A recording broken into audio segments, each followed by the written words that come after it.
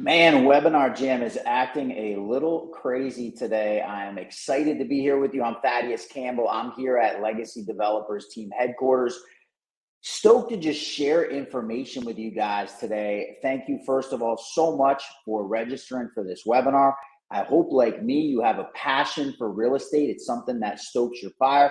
It's 7 o'clock on a Wednesday night if you're East Coast time. If you're on the West Coast, it's 4 o'clock in the afternoon. So obviously, you're making a piece of time out of your day to come and listen and learn and gather some information. So really want to just say I'm grateful for you for registering and for tuning in. And I hope that I can provide you with something, at least one little piece of value today.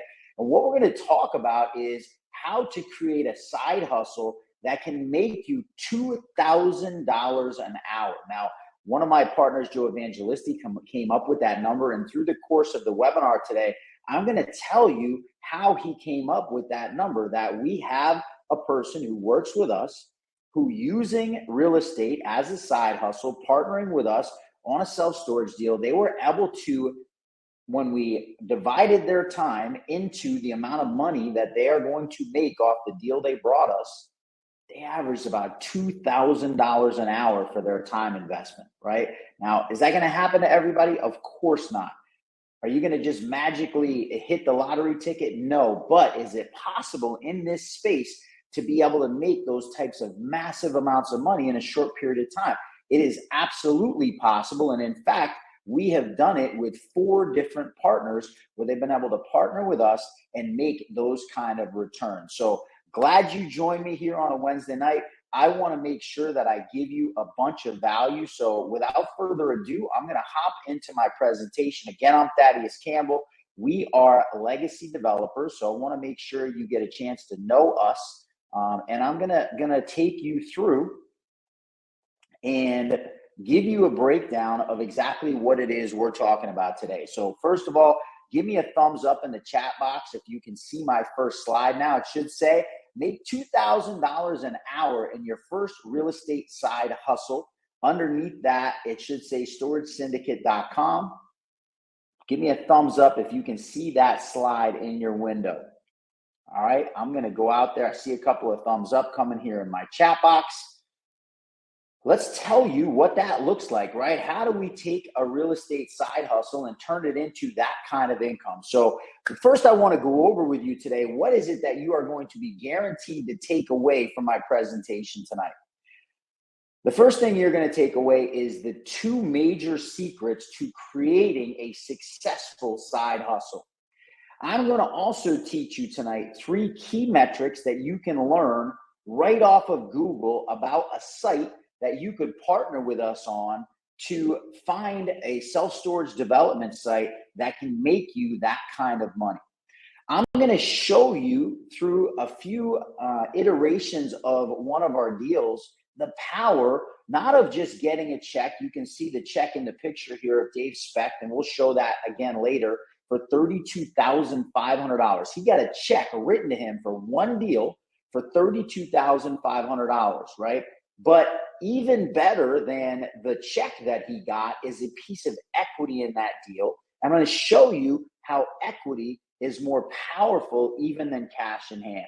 Now, if you stick around for the duration of this and you are in it and are paying attention, are involved, I want to give you a reward. And what I'm going to give you tonight at the end of this is not only access to some other material for free. We're not selling anything here. There's going to be no offer.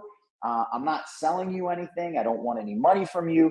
This is me giving you free information that we've learned with the hope that it can change your life in the same way that it's changed my life and the life of our team here at Legacy Developers. And of course, if as a side benefit of that, we happen to do business with you in the future and we all make money from that business, that is an absolutely positive end result, but not necessary for what it is we're trying to accomplish tonight. So if you stick around, I am going to give you access to my best books list. I'll show you how you can check that list out. I might even, if we have a little bit of time left in the seminar, share that list with you tonight. So guaranteed to take away from today, how do you create a successful side hustle? What are the 3 key metrics you can look for when you're looking at Google to check out a piece of commercial property that might be okay for self-storage. I'm going to show you the power of equity, why you want to own a piece of a deal instead of just getting paid on the front end of a deal. And then my best book list, how to continue improving your own mental state and your own strategies and understanding of how to be successful in business. So let me tell you a little bit about me. My name, as I said, is Thaddeus Campbell. I'm a graduate of Tufts University. Got to drive up to Tufts University this past weekend. It was kind of cool. Got to go visit Boston. Got a degree in English and history. Had no idea what I was going to do with that degree. So I went to graduate school. Got a master's in broadcast journalism from Syracuse. And after getting that, spent my first 3 years working. You can see that's me up in the upper left when I was in my television day. Still had a bunch of hair then. Now I wear hats because I don't have as much hair. Was a little skinnier then too, but I'm working with my way back to TV anchor shape. After I got out of television, I spent a couple of years working in sales. And as I was working in sales, I actually started doing martial arts to get myself in shape. I gained a bunch of weight doing sales and started doing martial arts to get in shape and ended up becoming an instructor. You can see me giving a belt in one of these pictures. I was the corner man in a fight here in one of them. And then the picture of me with all the blood all over me is actually the last professional fight I ever had. So kind of a cool story here. This is the Superman punch here was my first ever pro fight. This one, I took a spinning heel kick to the liver, and this is me crouched down as I was just stepping up from the fetal position as the ref waved the fight off. Had a stellar 0-6 record as a professional kickboxer, but learned some really valuable lessons. And that picture of me covered in blood was my final fight. Actually spoke with Anthony Njokuani today, who was my opponent in that fight. He was a world Muay Thai champion, and I ended up covered in blood in that fight. And, you know, it's a pretty fitting description of what it's like when you're a high-level entrepreneur and you're doing business and you're trying to create massive wealth for yourself and your family, which is all of our goals within real estate. It is not an easy task. Sometimes you get in a fight and you lose the fight and you get bloody, but what happens is you level up, right? Even though I lost the fight to Anthony Njokuani, I gained skills that helped me be more successful in life through that process. And our culture here at Legacy Developers, we call that failing forward. We are not afraid to lose on an individual fight because we know in the long run, we're going to learn from that and we're going to win. So my martial arts career really helped prepare me for my career in real estate. Now, I got hurt in late 2014. And over the course of the following years, you can see this is a picture of Fat Thad. This picture is actually taken in February of this year. I had gained a ton of weight. I was miserable. I was out of shape, had no real direction in my life, no purpose and no vision. And I got surrounded by a group of people that helped me understand who and what I wanted to be. And you can see this picture was taken in September. I lost over 60 pounds. And really got the energy and the motivation to go out and make my dreams come true. And this is why I'm so excited to get on and share these pieces of information with you guys, because I know how helpful it's been for me in my own life. I'm going to get off that picture as soon as I can because Fat Thad is not a fun picture to look at. But it is important for you guys to understand in the journey that this is part of my journey and what I've been through. I first got exposed to real estate in 2015. This is a picture of Cole Hatter. If you look Cole Hatter up, he's been in the real estate space for years, was a very successful house flipper in Southern California. I first heard him talk in 2015, and I got excited about the real estate space and followed his journey and finally hired him as a mentor in 2019. Spent the following year and a half flipping houses. And again, failing forward, I lost some money flipping houses, but learned some very valuable lessons. And more importantly, connected and networked with my current partners, Joe Evangelisti and Brian Brogan. I had met them through my house flipping business and was lucky enough to get involved in self-storage. And I started as the CEO of Shovel Ready Storage in August of last year. And in the last 7 months, since March of this year, our company has done $2.45 million in gross sales. We have generated over $1.5 million in net income. So gross sales minus the expenses we incurred, we made over $1.5 million in profit in the last 7 months. That has been listen, getting there was not easy, but this is the result of where my real estate journey has taken me. And I want to share with you guys some of the secrets that have helped us get to this place. So I promised you guys today that I was going to teach you the 2 secrets to a successful side hustle. The first secret of creating a successful side hustle. Listen, the word hustle implies that you are going to have to be doing extra, right? You are not going to be doing what the normal average person does in their day-to-day. And how are you going to have the energy to do that extra? There are 2 ways that you can garner the energy and the intensity to stay in that game. The first is you have to be passionate about the space that you are doing your side hustle in, right? We call this passion project. You take something you love to do and you monetize it. For me, I love real estate, so I'm passionate about real estate. It's fun for me to spend hours looking at an address and running numbers and seeing if I can make a project make money, right? So for me, my side hustle in real estate, now it's a full-time job, but it started out as a side hustle when I first started flipping houses. I was passionate about it. I loved it. It did not seem like I was doing work. So that's secret number 1. Or the alternative to being passionate about it is you have to have a purpose that is so great to you, that's so motivating that you can push through things that feel like work because you know the outcome of those things is going to be worth it to fulfill that innate purpose. That's called having a why, being driven by your why. I taught a webinar a couple of weeks ago where I really expounded on that. And if you want access to that webinar, stick around to the end. I'm going to have you guys fill out a survey, and you can request in that survey to get access to the other webinar I did where I really discussed the power of knowing your why. The second part of having a successful side hustle is you have to understand the opportunity that the space you're moving into represents, right? If you create a side hustle and you go into a space where there's just no opportunity to make money, how are you going to create a really successful side hustle? You're going to be doing work with no outcome. Now, is money the be all and end all? No, it's not the be all and end all. There is a absolute value to having hobbies that you do to fill your cup, to make yourself feel great. On the flip side, money is the tool that we use, the exchange of energy that we use as human beings to keep ourselves alive and thriving, right? So if we're going to pick a side hustle, we want to pick one in a space where we know there's massive opportunity to earn. And this leads me into my next slide, which is why real estate. You may not realize this, but 90% of all millionaires became that way through real estate. That statistic has been true for over 2 centuries in the United States. The vast majority of fortunes have been built in real estate. And what's ironic about this is you don't hear about real estate moguls the same way that you hear about some moguls in other industries. Now, of course, in the last few years, we've heard about real estate moguls because Donald Trump became our president, and that became a hot button topic, right? We all heard about his real estate empire, and say what you want, he got a lot of money off the back of real estate.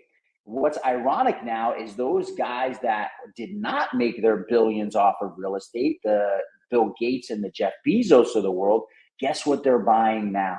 Warren Buffett. Guess what they're buying? They're buying real estate. This is where they park their money that they earn from those other things that they've done. Why? Well, because real estate traditionally has returned better returns to the investors than any other asset class. And self-storage, the reason that legacy developers is inch wide, mile deep, only in self-storage. We do not go to other asset classes. The reason we've chosen self-storage is because it's the highest performing asset class, not only in real estate, but across all asset classes since 1980. It is absent some of the amazing highs of some other asset classes, right? We haven't had those 30 and 40% gain years that you've seen in some other asset classes. But where self-storage wins is there's never been a down year. They have never seen a loss in the last 40 years. So in 2008, when the market saw a 40, 50% dip and people lost their savings, they lost their retirement. There's people right now that are 75, 80, 85 years old that still have to have jobs because they lost so much money in the stock market that they could never recoup it, right? And what happened in self-storage in 2008, there was a 3% increase in revenue. So we love self-storage, not just because it has high returns. It's averaged 8% over the last 40 years of increase every year, but it's never had a dip. So that 8% keeps adding. So I'm going to just think of it this way, right? If you start at 100 and you have 1 year where you lose 40%, you're now at 60. You can have a 40%, you can have a 50% increase the next year. So if you lost 40 and gained 50 in 2 years, your average increase was 5. But if you lost 40 in the first year, you're down to 60. Now your 50% increase, half of 60 is 30. You're now at 90. You're still behind. Even though it's an average of 5% over those 2 years, you really lost 10%. Self-storage never has the dips. So the increase just keeps building on top of itself. Not all 8% returns are the same. This is why we love this space. Now, the value of the 3% year in storage is that other asset classes saw that 40% dip, and you will never catch up, right? I could do a little diagram for you guys where I show you, but I'm going to show you right here. I have it written down. We're going to look and see what it looks like. I try to have my whiteboard here, but I'm going to take this slideshow off for a second. Stop the slide presentation. You might not be able to see this well. My handwriting, forgive me. But year 1, you're at 100. Year 2, you're at 108. You had an 8% gain. Year 3, you had a 4% gain. You're at 110. Excuse me, you had another 8% gain. You're at 116, 126, 136, 146. That is a 8% increase year over year over 5 years, right? 8% in 5 years. Now we go to the stock market. You got 100% in year 1. You get a 20% increase. You're at 120. You get another 20% increase. You're at 144. But in year 3, you see a 30% loss. You're down to 96% of your original. And even if you have a massive comeback the following year, you're still in year 5, 10% behind, even with a higher return. So this is the power of slow and steady over time. All 8% returns are not the same. If one 8% return has massive losses in there, you might average 8%, but you don't have the same at the end. So I'm going to get back into my slideshow. And I think I'm going to get back into my slideshow, except for my slideshow just completely disappeared, which is always fun when you're in the middle of doing something, but that's okay. We can pivot. We are very good in the real estate space because things happen. And sometimes you have a situation that comes up and you got to pivot, right? So the value of those 3% returns is that other asset classes saw a 40% dip, and it outweighs the lack of massive short-term gains. So even though you might have a year of 30 or 40% increases in the stock market, those down years offset it over time. So let's go into what I really came here to show you. How do you take real estate and make it something for yourself where you can make money? Now, the partners that work with us a lot of times, they're starting. They don't have a lot of money. They're not going to be a developer of a Class A self-storage facility where it can take $13 to $16 million to build. They're starting to just try and get a little bit of a kitty started so that they can grow their dreams, right? So what I'm going to show you is how to apply our 60-60-23 rule in a quick bird's eye search. I want to show you how simple this process is. Now, please don't mistake simple with easy. Easy implies that it's not hard work. It is hard work. Simple means it's not complicated. Anybody can understand how to do it. In fact, our partners, Brian and Joe, are fond of saying constantly that they barely graduated from high school. Now, I have a master's degree, but quite frankly, it was 25 years before I really started encountering massive success, even with that master's degree. So it's not about your education. It's about finding the right lane and being able to do something that's not complicated. So what is the 60-60-23 rule? Well, when we're looking for self-storage, we're usually looking in a 3-mile radius. That's the 3.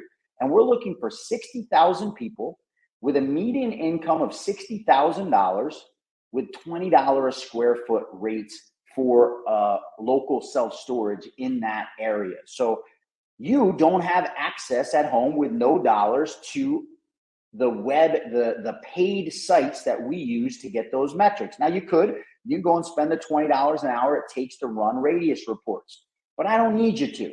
We can do that for you if you go in and you do the simple bird's eye search that we need to do to examine whether or not a property is going to be something that we want to look at. So I'm going to teach you some key metrics to look at, right? Now I'm going to share my screen with you, and we're going to look at 0 New Kings Road in Jacksonville, Florida. And we're going to decide whether or not this is a site that we'd be interested in digging deeper on the demographics. So we're going to look at 0 New Kings Road in Jacksonville, Florida. And you can see it comes up. I've already done a Google search for this. And what you guys are going to do is you're going to very quickly, first of all, give me a thumbs up in the chat box. I'm going to switch back over in a second. If you're seeing the Google Maps search right now, I want a thumbs up in the chat box if you're seeing the Google Maps right now. I came back over, so you won't see it now because I just came over, but I want to see if you saw it. All right, perfect. All right, I'm going to go back to Google Maps, and what I'm going to do is I'm going to click on the satellite view. I want to see the overhead. This is going to be how I'm going to make that assessment. And remember, we want to know that there's like 60,000 people in the 3-mile radius. And the simple rule I'm going to use here to make this determination is I'm going to look and I'm going to see what kind of residential growth there is in the local area. So I know that a mile is roughly 6,000, a little over 5,000 feet. This represents 2,000 feet. So I'm like, 3 miles here on the screen, and I see almost half of my screen is filled with residential buildings, right? There are a lot of houses here. I got some really nice things that I like to see. I'd like to see maybe a little bit more commercial stuff around other, like a Walmart or a Target or something of that nature closer to my site. Now, when I center my site, I see that there's a lot of open space on one side. That doesn't bother me too much because, quite frankly, that could be room for future growth, and future growth is great. Now, I'm not going to develop off of future growth, but if there's a chance for future growth, that doesn't bother me. I know I've got a supermarket over here, an independent grocers association. So it's not a huge supermarket, but an IGA is down the street. There's going to be traffic coming here. There's a Tractor Supply store down the street the other way. I've got what looks like some type of a community college there. Walmart is a little ways away, right? It's certainly within my 3-mile radius. Why does this strike me as something that's important? Because that Walmart is using pretty similar metrics to decide if they want to be there. They want the same type of population. They might be willing to have a little bit lower median income, but they want the same type of population that I want. So that's a good sign for me. That's a Walmart there. So I feel pretty confident just based on this bird's eye view that there's some really good residential areas around my site. And that Walmart's telling me I probably got pretty good demographics. This is going to be worth something. I've got a high school down here. I've got 2 high schools right down the street. This is definitely looking like something that I want to dig deeper in. Now, a big part of our process is not wasting time. So if I looked at this and I didn't see those positive things, I'm not going to look deeper. Now, what I'm going to do next is I'm going to click this little nearby button, and I'm going to type in self-storage. And this is going to call up for me all the other self-storage sites that might be in the area. Now, there's a few companies that are larger players in the self-storage game. Extra Space, CubeSmart, Life Storage, Public Storage. Those are the big players in the game. There's a couple others I know. So this Devon Self Storage, they're a pretty well-established company as well. I'm going to click on them, and I'm going to see if I can't go to their website down here, Devon Self Storage, and I want to see what kind of rates they're getting. Now, the rule we said was we want to be getting $20 a square foot rates in the market that we're looking for. And the way we're going to figure this out, you guys might want to write this down, is we're going to look for a 10 by 10 unit. That's 100 square feet. And when we say $20 a square foot, we want to get $20 per year per square foot. So on a 100 square foot unit, we want to get $2,000 a year. Now, they're saying that their web rate is $175, right? The cutoff mark is $168.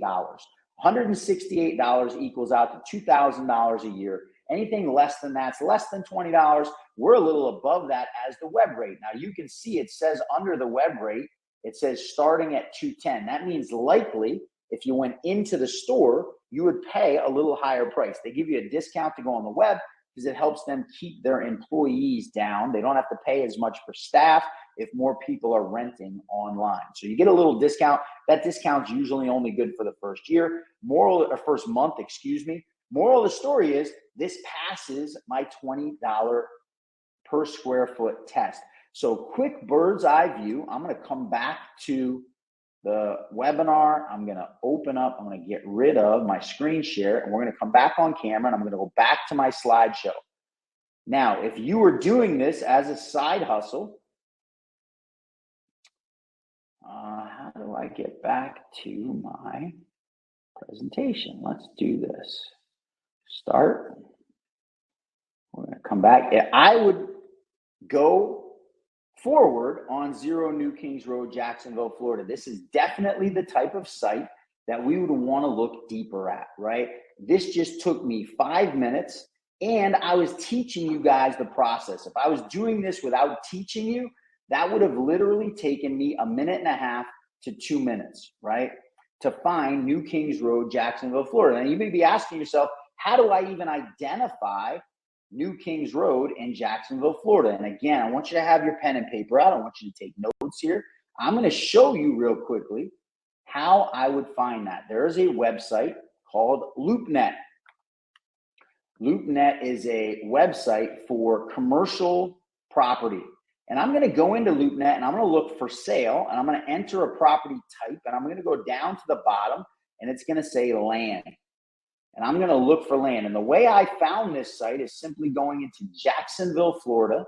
Why did I choose Jacksonville, Florida? Anyone want to go in the comments, and I'll look here in a minute, and tell me why they think I chose Jacksonville, Florida? What would be some things that I might use to want to look for Jacksonville, Florida? And I'm going to go into the filters. There's a couple filters that we want to be able to narrow down our search. Down here, it says building size. This is land, so I don't want that. I want lot size, and I've got acres marked off, and I'm going to put 5 to 12 acres. That's the range of size of a lot that we know is best for us. Can we go a little smaller than 5? Yes. Could we go bigger than 12? Yes. But I want to narrow down my search to have the best chance of success. I'm going to use 5 to 12 acres, and I'm going to hit search. And guess what pops up? New Kings Road in Jacksonville, Florida. Now, this is an 8-acre lot. They're asking $950,000. I'm going to have to do a little due diligence now that I found out I definitely want to proceed. It's an industrial lot, which likely means that it's zoned industrial. In some municipalities, industrial zoning is perfect for self-storage. In other municipalities, not so much. So I'm going to have to do some more research. I'm going to have to figure out if I'm allowed to build self-storage on this site, right? But I have passed the initial smell test. Now, what would I do next? I'd call Slavik Chaban, the realtor associated with this, and I would find out what the 411 is on this piece of property. He might have some information. He might have those demographics I'm looking for. He might have the population and median income numbers that I want. He might be able to tell me whether or not this site is zoned for self-storage development. So I would call and I would make a initial contact with the realtor. Now, what am I also going to talk to him? When I call that realtor and I have that conversation with him, I'm going to ask him if he knows any other sites. right? Does he know of any other places that are in that area that he deals with that would fit my criteria? What did I just do? I got somebody else to do some work for me that I can help make money. Does it matter the shape of the lot is not a perfect rectangle? Martin, that is a fantastic question. No, it doesn't matter at all. In fact, there's some value to oddly shaped lots because sometimes you get them at a better price. And we are very good at the design side of things. Are there going to be times self-storage just might not work because of the shape of the lot? Absolutely. But Martin, we're 100% going to do our due diligence on the shape of the lot and figure that out. We're not going to not use a lot just because it's not a perfect rectangle, right? We need a retention pond. We need parking. We need a driveway to get into the thing. We're going to be able to utilize different spaces and different configurations for different things. And sometimes it actually works really well because you get a piece of property that somebody else doesn't want and you get it at a cheaper price. So great question, Martin. I appreciate that. I am going to jump back into our slideshow. And I'm going to take you through because I believe in the value of repetition. One of the values that I live by as an ex-martial artist is that black belt skills do not happen in white belt time. Black belt skills don't happen in white belt time. It takes repetition. So I'm going to hop back into this slideshow. Guys, let me know if you're seeing this screen. Why am I losing my slideshow again? I love Webinar Jam sometimes. It is just so much fun when you lose your webinar. Every time I stop the slide presentation and try and go back into it, it erases it from my webinar and I'm not allowed to jump right back in. But man, the moral of the story here, and this goes back to what I was saying earlier, I'm going to promise you that this process that we've helped 4 people make a check, the minimum of those 4 got a check for 25 grand. The biggest check was almost $38,000. And they got equity into their deal. So what I can promise you is it's not complicated. It was not, however, easy. Now, Eric's my assistant, Dave Speck, who you saw holding the check there, his check that he got, he estimated that he spent about 40 hours doing the work to get that check, right? So for him to get a $36,000 check in 40 hours did not amount to $2,000 an hour, but this is where the real value came in for him. He got a bunch of equity in the deal, and I'm going to show you later how much that equity could amount to. So we're going to flip ahead one more, and we're going to look at one more site here, and we're going to see if this site's going to be something that we want to talk about. 3139 Armsdale Road in Jacksonville. So let's again share my screen. We're going to share a Chrome tab. We're going to come down to, you know what? Let's do this. We're going to share a Chrome tab. We're going to do 3139 Armsdale Road. 3139 Armsdale Road. Found this the same way, right, off of LoopNet, and we're going to go and we're going to click on the map and we're going to do the satellite view.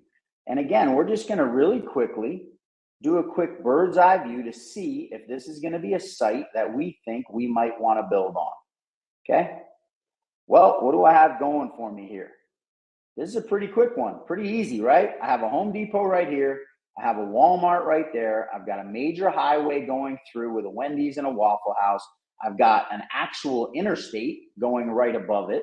Now I'm going to zoom in a little closer here because anytime I see this long line like this, it makes me immediately think power lines, right? So I'm thinking that it's highly likely that this is power lines. And that could throw a wrench in my plan. Now, 3139 is actually this building. I've done a little research here, and you would have been able to see it if you went to LoopNet. There was a diagram of the space. It's actually this little sliver of treed-in land with the pond, and then it goes back and opens up to this triangle in the back. That's the actual piece of property that they're selling. And this might turn into a problem because of the power lines. It might be challenging for me to get my self-storage here. But am I going to be willing to do some work here to figure that out? Well, as I keep zooming out to my 2,000-foot view, what am I seeing? I'm seeing an absolute ton of properties. That same Walmart that was from our other view is there. The Home Depot's right next to it, right?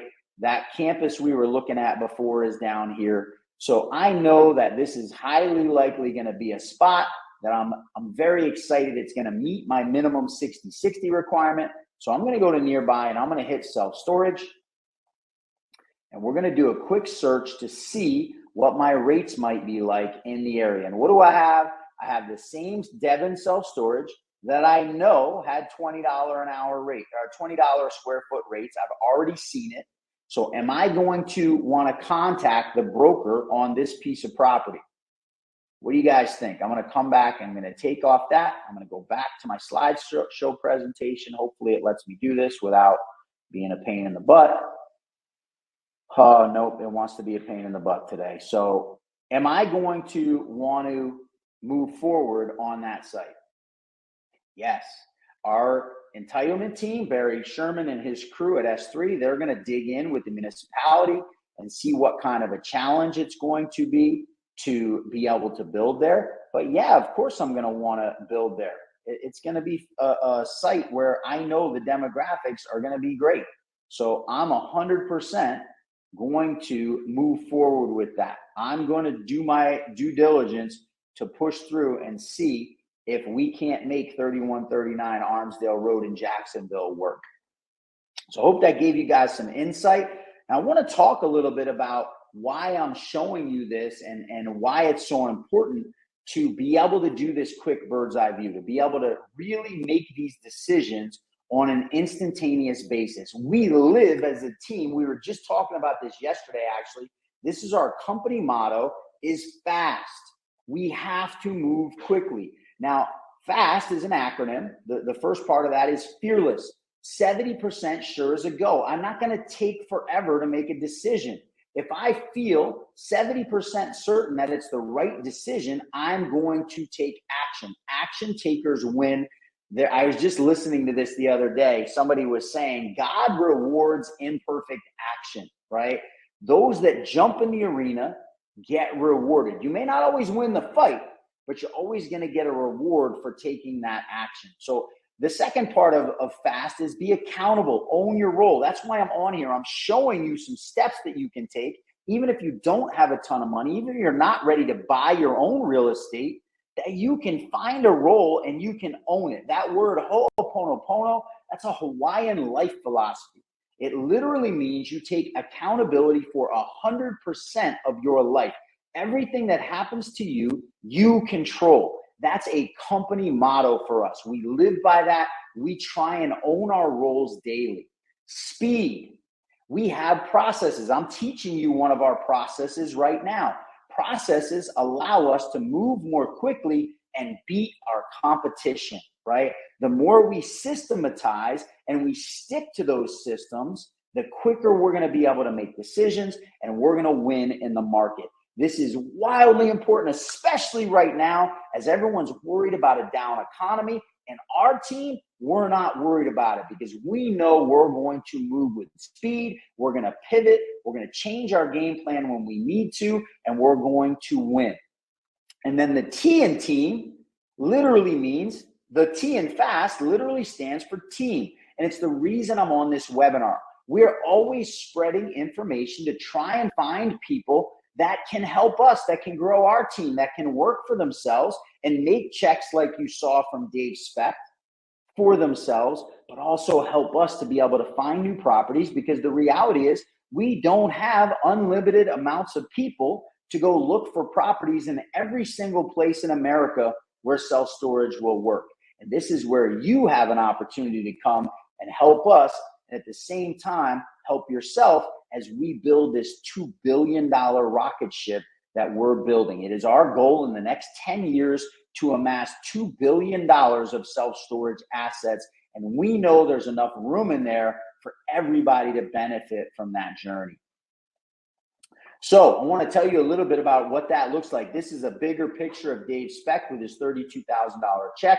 Alex Rogers, who is our head of acquisitions, and Brian Brogan and Joe Evangelisti, our two owners, our CEO and our COO. They created this CFA program it's certified field agents to help us find properties. And what Dave did is he brought a site for us in San Antonio. He contacted the broker. He sent the letter of intent. He helped negotiate the contract on the site with the help of our team. And we put that property under contract. And the day we bought it, Dave got this check for $32,500. And he got a 5% equity piece in that project in San Antonio. So I want to talk about what that San Antonio project looks like. The construction cost is projected to be $12,657,767, and we are actually under budget right now. So we might come in under that. We're about 50% of the way through that project.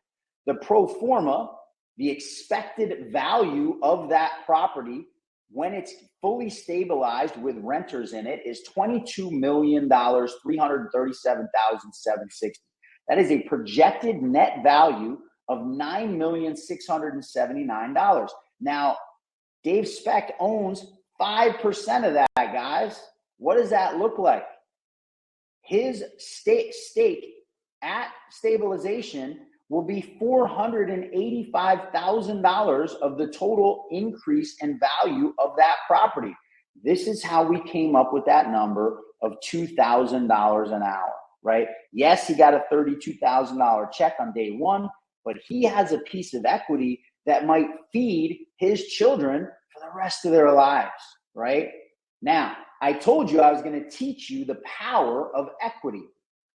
Self-storage has a historical rate of 8% revenue growth. And what does that look like over time? So the way this works in commercial real estate is when this project is completed, we will go to the bank and we'll say, hey, we're going to take a loan out to refinance this project. We'll pay all our construction costs off, and we're going to put a little money in our pocket that day. And then every 5 years in the commercial space is the expected rate that you will then refinance it. So if we push out 5 years later, what is that project going to be worth if it had 8% return, which, by the way, the space 40 years has averaged 8% returns. So we feel pretty confident that that trend is not going to turn around anytime soon. And again, 3% return increase in 2008, the worst year on record in our lifetime, right? So in 5 years, that equity is no longer $9 million, it's $20 million. And Dave Specht's 5% is worth $1 million, right? And every month he's getting a check from this facility, smaller check, but he's getting a chunk of the revenue. But if somebody were to ever sell the property, he'd get a check for $1 million for just finding the site. 5 years after that, see, keeps improving.